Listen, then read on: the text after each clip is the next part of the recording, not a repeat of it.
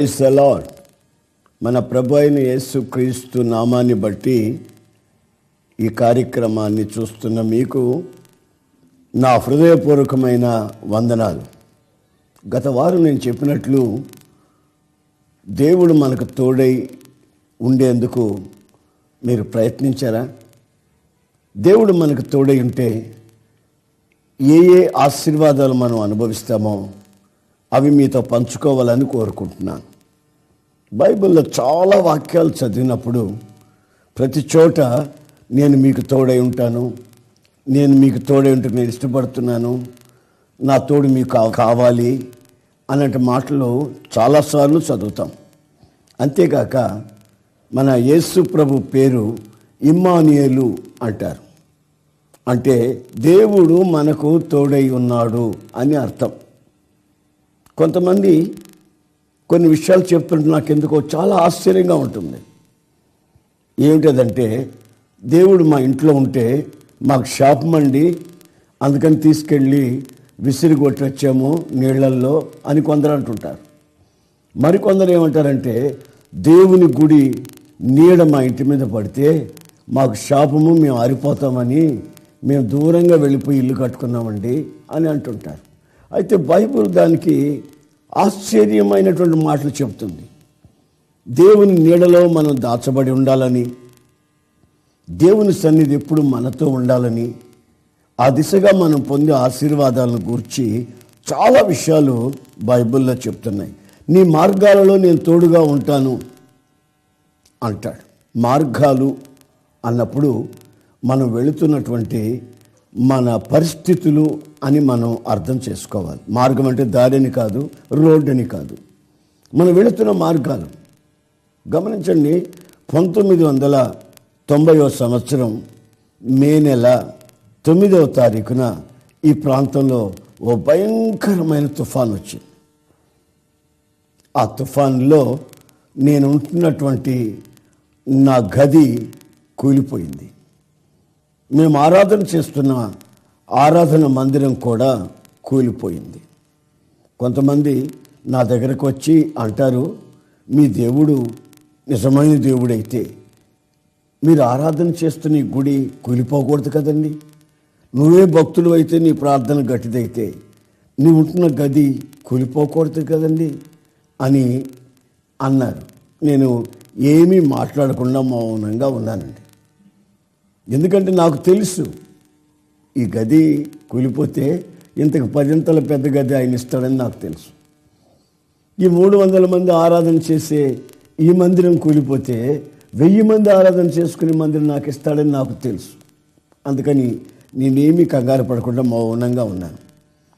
ఆ మరుసటి రోజు మరొక అతను వచ్చాడు. అప్పటికే నాకు నిలుచున్న దానికి నీడలేదండి. చాలా కష్టంలో ఉన్నాను. వర్షం కురుస్తూనే ఉంది. రెండు కూలిపోయినాయి, మందిరం ఇది కూలిపోయింది. ఇది నా పరిస్థితి. నేను వెళుతున్న మార్గం అది. ఇంకొక అతను వచ్చాడు.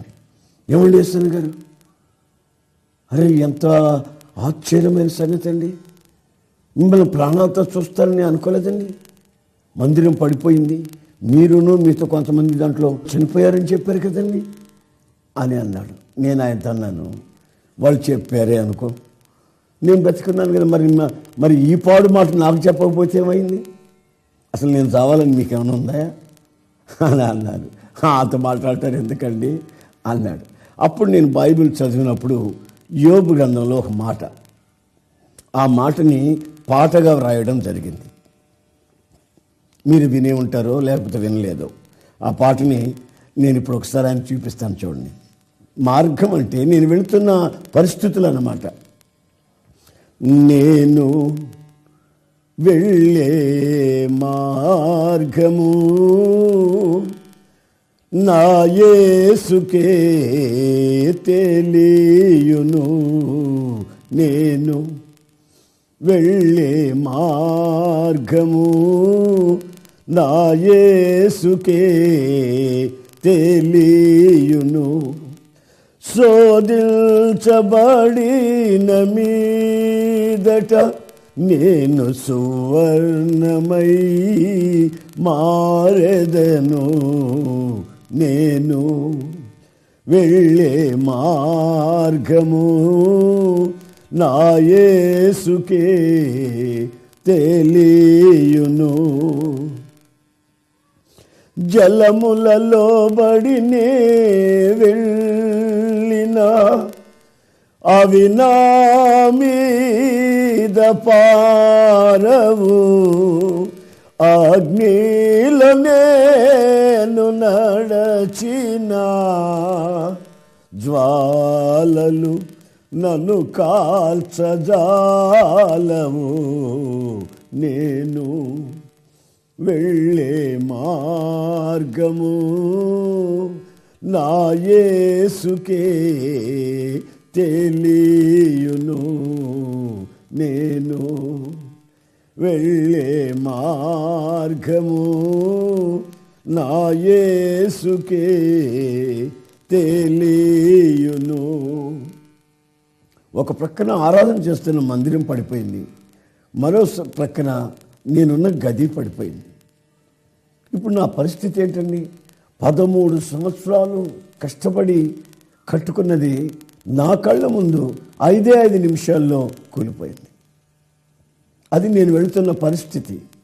అయితే నాకు తెలుసు, నేను పరిశోధించబడిన తర్వాత, శోధించబడిన తర్వాత సువర్ణంగా మారుతానని, నా పరిస్థితులు సమృద్ధిగా మారుతాయని, నన్ను పట్టి పీడిస్తున్న దరిద్రత తొలగుతుందని, నా ప్రయాసం వ్యర్థం కాదని నాకు బాగా తెలుసు.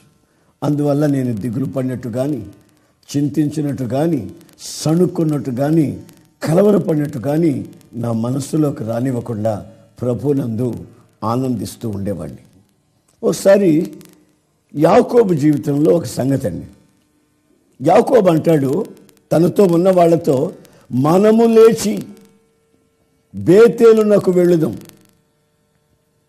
అక్కడ నేను దేవునికి బలిపీఠాన్ని కట్టి బలి అర్పించాలి అంటాడు. ఏమిటయ్యా బేతేలు కిందకయ్యా, బలి చెల్లించడం ఏమిటయ్యా బాబు అని అంటారు ఆయనతో ఉన్నవాళ్ళు. కానీ యాకోబు తన జీవితంలో జ్ఞాపకం చేసుకున్నది ఏమిటంటే, తన ఇంట్లో నుంచి తాను పారిపోయేటప్పుడు, వాళ్ళన్న చంపుతాడని పారిపోయేటప్పుడు చేతి కర్ర తీసుకుని పారిపోయాడు. నడిచి నడిచి నడిచి ఆ చీకట్లో నడిచి వేదన పడి బాధలు పడి ఓ నది దాటి అలా వెనక్కి తిరిగి చూస్తూ అన్నయ్య చంపుతాడేమన్న భయంతో వెళ్ళిపోతూ ఉన్నాడు. చివరికి ఒక చోటుకి వచ్చేసరికి గౌరవంధకారమైన చీకటి. ఆ చీకటిలో ఆ రాత్రి ఒక రాతిని తీసుకొని తలగడగా పెట్టుకొని పడుకొని నిద్రపోయాడు. అప్పుడు భూమికి ఆకాశానికి ఒక నిచ్చెన వేయబడినట్లు, ఆ నిచ్చెన మీద దేవదూతలు ఎక్కుతూ దిగుతూ ఎక్కుతూ దిగుతూ ఉన్నట్లు చూశాడు, కలలో చూశాడు. ఆ తర్వాత లేచి తనతో ఉన్న దేవునికి కృతజ్ఞతార్పణగా అక్కడ ఒక రాతిని పెట్టి ప్రార్థన చేసుకొని వెళ్ళాడు. తన మార్గమంతటిలో దేవుడు తనకు తోడుగా ఉన్నట్లు, దేవుడు తనను ఆశీర్వదించినట్లు, దేవుని కార్యక్రమాలు ఆయన అనుభవిస్తూ ఉన్నట్లు, దేవుడు తన కాపుదలగా ఉన్నట్లు మరలా ఒక్కసారి తన వెనుకటి మార్గాన్ని జ్ఞాపకం చేసుకొని వెనుకటి స్థితులన్నిటికీ మరలా దేవుని సన్నిధికి వెళ్ళి బేతేలుకు వెళ్ళి ఆయనకి బలిపీఠం కట్టి అక్కడ ఆరాధన చేయాలని కోరుకున్నాడు. సంగతి ఏంటంటే అతను ఒక్క కర్రతో వెళ్ళాడు, ఇప్పుడు సమృద్ధిగా అక్కడికి వస్తున్నాడు. దేవుడు నాకు తోడుగా లేకపోతే ఈ సమృద్ధి రాదు కదా. ఈ సమృద్ధికి కారణం దేవుడు నాకు తోడై ఉన్నాడు, నా మార్గములన్నింటిలో ఆయన నాకు తోడై ఉన్నాడని అక్కడ థ్యాంక్స్ గివింగ్, కృతజ్ఞత స్తుతి చెప్తున్నాడు. ఒకసారి వాళ్ళ మామతో మాట్లాడాల్సిన అవసరం వచ్చింది మార్గం మధ్యలో. అప్పుడు వాళ్ళ మామతో అంటాడు, మామ నీ ఇంట్లో చాలా కాలం నేను వెట్టి చాకరీ చేశాను, నీవు నన్ను వట్టి చేతులతో పంపించేవాడివి మా ఇంటికి, కానీ అది జరగలేదు. కారణం ఏంటో తెలుసా మామ, నా దేవుడు నాకు తోడుగా ఉన్నాడు గనుక నేను ఇప్పుడు సమృద్ధిగా మరలా మా ప్రదేశానికి, మా ప్రాంతానికి వెళుతున్నాను మామ. దేవుడు నీకు గత రాత్రి కనిపించి మాట్లాడాడు కదూ, నా మీద శత్రుత్వం ఉండకూడదని. జాగ్రత్త మామ, దేవుడు నాకు తోడుగా ఉన్నాడు. నాకు సమృద్ధి కలుగు చేయడమే కాదు, నీ ద్వారా కానీ, నా బావమర్దుల ద్వారా కానీ నాకు శత్రుత్వం లేకుండా, శాపం లేకుండా నన్ను కాపాడాడు మామ. గనుక ఆయన తోడు లేకపోతే నేను ఈరోజు ఈ స్థితిలో ఉండేవాడిని కాదని వాళ్ళ మామతో అంటున్నాడు ఈ యాకోబు. నా ప్రియమైన సహోదరులారా, మరొక విషయాన్ని కూడా, దేవుడు మనకు తోడై ఉంటే మనకి ఏం జరుగుతుందో ఓ సంగతి చెప్తాను. ఇశ్రాయేలీలు ఇంచుమించు 400 సంవత్సరాలు ఐగుప్తులో వెట్టి చాకరీ చేస్తున్నారు. వాళ్ళు దేవునికి మొరుపెట్టినప్పుడు దేవుడు వాళ్ళని విడుదల చేయాలని ఆశించాడు. ఎంత విడుదల చేయాలనుకున్నా ఐగుప్తుల మూర్ఖత్వం చేత వీళ్ళని వెళ్ళిపోయేదానికి ఇష్టపడలేదు. అప్పుడు 3 రోజుల పాటు ఐగుప్తు దేశం అంతా చీకటి, కడాంధకారపు చీకటి కమ్ముకుంది. ఒక వ్యక్తి మరొక వ్యక్తిని చూడలేని పరిస్థితి. గుమ్మం ఎక్కడుందో, కిటికీ ఎక్కడుందో, పొయ్యి ఎక్కడుందో, పిల్లల మంచాలు ఎక్కడున్నాయో ఏమీ తెలియని భయంకరమైన గాఢాంధకారం కమ్ముకుంది. విచిత్రమైన సంగతి ఏంటంటే, ఇశ్రాయేలు గుడారములో వెలుగు ఉన్నది అని బైబిల్లో రాసి ఉంది. అంటే అర్థమేంటి తెలుసండి? యేసయ్య ఎక్కడ ఉంటాడో, దేవుడు ఎవరికి తోడై ఉంటాడో అక్కడ వెలుగు ఉంటుంది. నీ గుమ్మం ఎక్కడో తెలుసు, నీ కిటికీ ఎక్కడో తెలుసు, నీ వ్యాపారం ఎక్కడో నీకు తెలుసు, అసలు నీ భార్య ఎవరో నీకు తెలుసు. క్రమము తప్పిన అక్రమాలు చేసేదానికి నీవు తెగించవు. కారణం, నీవు వెలుగులో నడుస్తున్నావు. ముళ్ళు ఎక్కడున్నాయో, రాళ్ళు ఎక్కడున్నాయో, రప్పలు ఎక్కడున్నాయో నీకు తెలుసు. ఎవరికి దండం పెట్టాలనో, ఎవరికి దండం పెట్టకూడదో, ఎవరిని పూజ చేయాలనో, ఎవరిని ఆరాధించకూడదో నీకు తెలుస్తుంది. కారణం, నీవు వెలుగులో ఉంటావు. జీవము గల దేవుడు వెలుగులో మనల్ని నడిపించాలని, మన మార్గంలో తోడై ఉండాలని, మన నివాసాలలో నివసించాలని, ఆయన వెలుగులో నిన్ను నడిపించాలని కోరుకుంటున్నాడు. చీకట్లో ఉన్న వాళ్ళకి ఏమీ తెలియదండి. రాళ్ళు రప్పలో తెలీదు, ఏది పుట్టో ఏది పామో, దేనికి దండం పెట్టాలో దేనికి దండం పెట్టకూడదు ఏమీ తెలియక చీకట్లో చిందులాడుతున్న భయంకరమైన పరిస్థితి అండి. ఏ తలుపు కొట్టాలనో ఏ తలుపు కొట్టకూడదో, ఎవరు తన భార్యో ఎవరు తన పిల్లలో తెలియని పరిస్థితిలో శాపాన్ని అనుభవిస్తూ ఉన్నారు.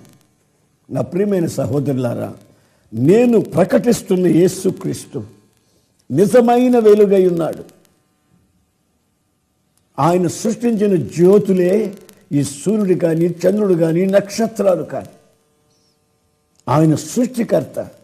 ఆయన వెలుగై నీతో సంచరించాలని, నీ పరిస్థితులన్నిటినీ నీవు అధిగమించి నీ మార్గం సరళం చేయాలని, నీ జీవితానికి అడ్డుగా ఆటంకాలుగా ఉన్న ప్రతి ఒక్కటిని నిర్మూలన చేసి ఆయన ముందుగా నడవాలని కోరుకుంటూ ఉంటున్నాడు.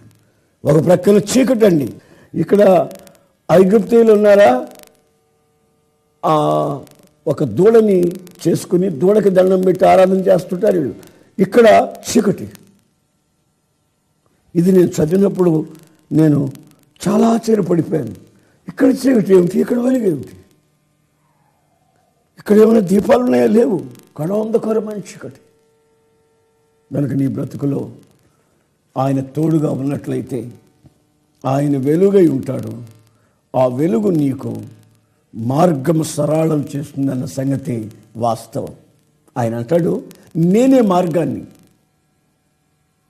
నేనే సత్యాన్ని, నేనే జీవాన్ని, నేను తప్ప వేరొక వెలుగు లేదు, మీరు చూస్తున్న వెలుగులన్నీ భ్రమ అని అంటున్నాడండి. మరి ఒక విషయాన్ని కూడా మీకు చెప్పి నేను ముగిస్తాను. అదేమిటంటే, అబ్రహాము దాసుడు ఎలియాజరు ఉన్నాడు.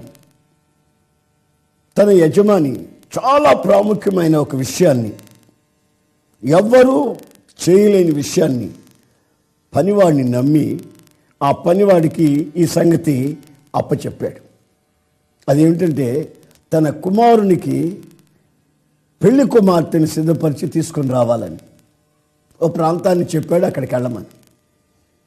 అడ్రస్ చెప్పలేదండి, మరి ఏమీ చెప్పలేదండి, ఓ ప్రాంతాన్ని చెప్పాడు, వెళ్ళమన్నాడు. ఈ ఎలియాజరు అక్కడికి వెళ్తూ ఉన్నప్పుడు చాలా మార్గాలు వచ్చాయి. ఈ మార్గంలో వెళ్ళాలన్నా, ఈ మార్గంలో వెళ్ళాలన్నా, ఈ మార్గంలో వెళ్ళాలన్నా, నా యజమానులు చెప్పిన చోటు నేను వెళ్ళాలంటే ఇప్పుడు ఏం చేయాలి అని దిక్కుతోచిన పరిస్థితిలో అలా కళ్ళు మూసుకొని ఒక చిన్న ప్రార్థన చేస్తే ఎవరో చెప్పినట్లుగా, ప్రక్కనే ఉండి చెప్పినట్లుగా, ఇదిగో ఈ మార్గం వెళ్ళు అన్నట్లు ఇక ఆ మార్గంలో వెళ్ళేవాడు. ఇంకో దగ్గరికి వెళితే అక్కడ దిక్కుతోచేది కాదు. ప్రతి చోట దిక్కుతోచని పరిస్థితుల్లో ప్రార్థన చేసేవాడు. ఎవరో వ్యక్తి తనతో ఉండి తనని నడిపిస్తూ ఉండేవాడు. చివరికి తాను వెళ్ళవలసిన చోటుకి వెళ్ళిపోయాడు. వెళ్ళిపోయిన చోట మోకరించి ప్రార్థన చేసి అంటాడు, నా యజమానుని దేవుడివైన నీవు నాకు తోడయుండి నేను వెళ్ళవలసిన మార్గం, రైట్ వే, తిన్నని మార్గాన్ని నాకు చూపించి నన్ను ఇక్కడికి నడిపించావు. అయ్యా నీకు స్తోత్రములు, వందనాలని వందనాలు చెల్లించాడు. అది కాక పెళ్లి కుమార్తెని సెలెక్ట్ చేశాడు. అది ఒక పెద్ద ఆశ్చర్యం అండి. ఆ పెళ్లి కుమార్తె ఎలాంటిది? దేవుని సేవకులకి పరిచర్య చేసేది. ఇంకొక విషయం ఏంటంటే ఆమె ఒళ్ళంతా ఆభరణాలతో నింపబడినది. ఇలా చెప్తున్నానని ఆభరణాలతో అలంకరించుకోమని కాదు. ఆ ఆభరణాలు దేవుని పరిశుద్ధాత్మ వరములకు సాదృశ్యం.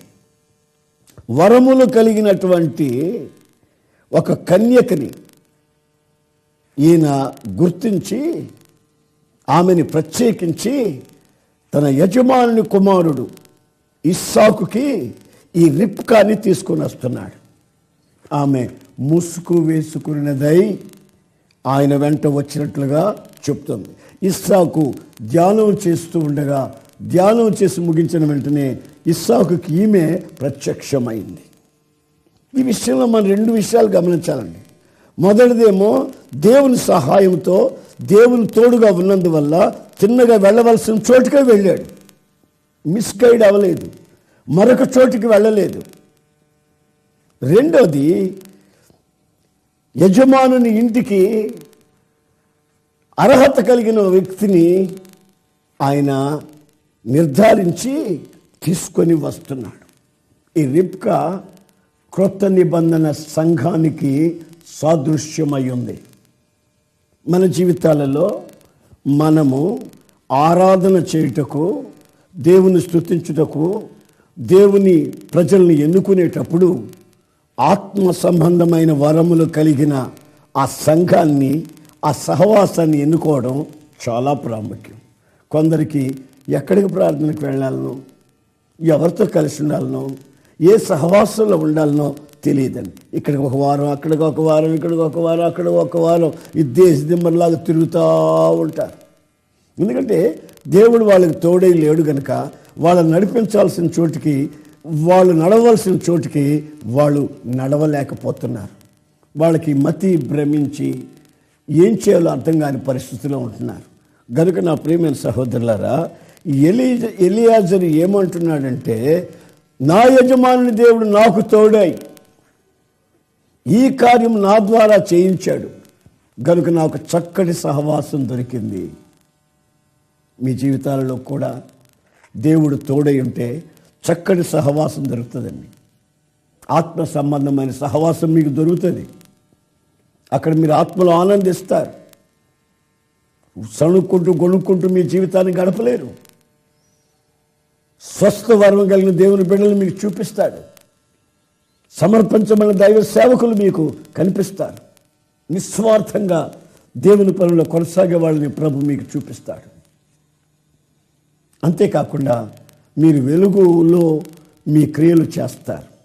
మీరు చీకటి సంబంధులుగా కాక వెలుగులో నడుస్తారనే సంగతి వాస్తవం. ఇశ్రాయేలు వెళుతూ ఉంటే పగటిపూట మేఘస్తంభం వాళ్ళకి నీడగా, రాత్రిపూట వాళ్ళకి అగ్నిస్తంభం, వాళ్ళకి వెలుగుగా, శత్రువు సమీపించకుండా. ఇలాంటి అనుభవాల్లో ప్రభు మిమ్మల్ని తీసుకెళ్తాడు. అంతేగాక యాకోబు చెప్పినట్లు, దిక్కులేని తనంతో నేను వెళ్ళాను, దేవుడు నాకు తోడే ఉన్నాడు, ఇప్పుడు నేను సమృద్ధిగా వస్తున్నాను, అందుకని దేవునికి బలిపీఠం కట్టి దేవుని స్తుతించుకుంటానని స్తుతి స్తోత్రములు ఉన్నటువంటి ఆ ఉన్నత అనుభవంలోనికి నిన్ను ఆయన నడిపిస్తాడు. స్తుతించడం, స్తోత్రించడం అనేది, హల్లెలూయా చెప్పడం, యేసు రక్తం చెప్పడం అనేది అది అందరికీ దక్కదండి. అది దేవుడు ఎవరికి తోడే ఉంటాడో వాళ్ళకే దక్కుతుందన్న సంగతి వాస్తవం. స్తుతిని, స్తోత్రాన్ని కొందరు ఆశ్రయించుకుంటారు, మరి కొందరు రాత్రింబగళ్ళు స్తుతించుకుంటూ ఆయనతో ముందుకు సాగిపోతారు. ఆ ఇమ్మానుయేలు అనే దేవుడు మీకు తోడై, మీ జీవితాల్లో వెలుగై, మీకు క్షేమాన్ని కలుగు చేసి, మీకు జ్ఞానాన్ని కలుగు చేసి, మిమ్మల్ని సమృద్ధిగా ఉంచి ఆశీర్వదించాలని కోరికతోనే ఆయన మీతో ఉంటే ఏం జరుగుతుందో ఈ యొక్క విషయాలు మీతో ఇంత తేటగా పంచుకుంటున్నానండి. మీరు ప్రార్థనకి తల వంచినట్లయితే, ప్రభా మీరు మాతోనే ఉండండి, మేము మీతోనే ఉంటాం, మా పరిస్థితులన్నీ అధిగమించి దరిద్రతలో నుంచి సమృద్ధిలోనికి మమ్మల్ని నడిపించండి, చీకట్లో నుంచి వెలుగులోనికి నడిపించండి, మా మార్గం అంతటిలో మాకు తోడై ఉండండి ప్రభా. మా సమకాలికుల మధ్యలో మమ్మల్ని అవమానపరచక మమ్మల్ని సాక్షిగా నిలబెట్టమని మీరు కోరుకున్న నాడు మీ వ్యక్తిగత జీవితాలలో చక్కటి సహవాసానికి మిమ్మల్ని నడిపించి మీ జీవితాలని ఆశీర్వదింపచేస్తాడు. మీ కొరకు నేను ఇప్పుడు ఒక చిన్న ప్రార్థన చేస్తాను. ప్రేమగల తండ్రి, ప్రభువా నీకు స్తోత్రమయ్యా. నీవెంతైనా నమ్మదగిన దేవుడివి, పరిశుద్ధుడివి. ఈ నీ ప్రజలు నీ తోడు కావాలని లోకంలో రకరకాల సహవాసాల్లో జీవితాలు పాడై కన్నీళ్లమయమై శాపాలు తెచ్చుకొని, రోగాలు తెచ్చుకొని దరిద్రతను అనుభవిస్తున్నటువంటి ఈ పరిస్థితిలో మీ తోడు మాకేం కలుగుతుందో మీరు హెచ్చరించారు. ఆ దిశగా నీ బిడ్డలు తీర్మానం చేసి ప్రార్థన చేస్తున్నారు. కనుక ఈ ప్రార్థనలో మీ బిడ్డలను ఆశ్రయించి బలపరిచి ప్రతి క్షణము నీ తోడు నీ బిడ్డలకు ఉంచి మీ దివ్యనామానికి మహిమ తెచ్చుకోమని, ఘనత, మహిమ, ప్రభావాలు మీరు పొందుకోమని నజరేయుడైన యేసు నామములో అడుగుచున్నాను తండ్రి. ఆమేన్.